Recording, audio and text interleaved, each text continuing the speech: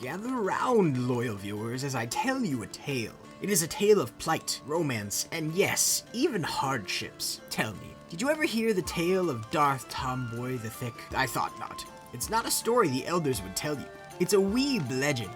Darth Tomboy was a tomboy so tsundere and so mommy, she could use her thighs to destroy your head. She had such a knowledge of head crushing, she could even keep one from breathing. Could one learn this power? The dark side of the weeb is a pathway to many abilities some consider to be super hot. Tomboys. Love them or hate them, there's been a resurgence of sorts in the past few years. But what exactly are tomboys? Well, to answer that, young one, we must look beyond the physical. Or you could just look at this winter season on Crunchyroll. Yes, you need look no further than Tomo-Chan is a girl. It's a series that sums up the idea of tomboys pretty well. Even just looking at the title, Tomo is so tomboyish that even the title of the show has to remind you that no, she really is a girl. I wish the male protag would take the hint though. She's got huge tits, how could he not? That's enough out of you. Throughout each episode, Tomo tries to show her, womanly charms to her childhood friend and love interest, June. For whatever reason, he doesn't want to accept it, but at the same time, he still tries to monopolize her. Tomo realizes eventually that she should just be herself, and that seems to work out better for her. Now, putting aside the fact that June didn't know she was a girl until middle school, I think I understand where he's coming from, smooth as his brain may be. Although tomboys aren't usually actually mistaken as being guys, maybe it made sense for Tomo? As kids, that kind of thing isn't important, but when you get to high school, you develop! I said shut up! Alright, let's take a step back for a second and really try to get a definition.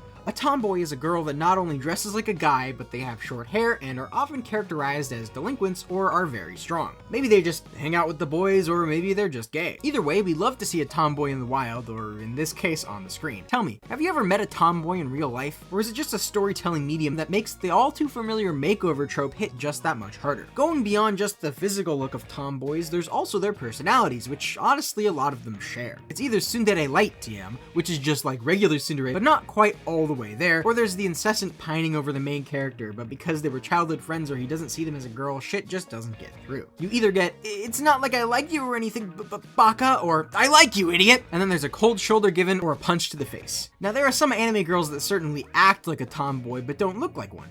Miku from Quintessential Quintuplets comes to mind. She certainly doesn't act girly most of the time, otherwise Futaro might have actually picked her. But seriously, she's a samurai history buff. Need I say more? Yes, actually. That's a pretty shitty example of a tomboy. Being a geek and being a tomboy aren't the same thing. Tomboys are imbued with a special sort of energy. What the f does that mean? It means you have to tick all the boxes. Ruka isn't a tomboy just because she has short hair, and Miku isn't a tomboy just because she likes history or some shit. A tomboy is a girl who acts like a guy, sort of looks like a guy, and definitely has the assets of a girl. Wow, you really made it weird there at the end, huh? Fuck off! Alright then. Going by that definition, let's look at some notable tomboys. Tomo-Chan, obviously. Total Tomo boy. Videl from Dragon Ball Z. I'd say when she first appears, she doesn't 100% have the look of one, but definitely the personality. But then by the time her hair gets cut, we're getting there. She's an excellent fighter, so there's the strong box ticked off. She also acts a bit soon to Gohan when they first meet, and it continues that way until they start dating. Videl, pretty tomboy. Until they all grew up. They always get older.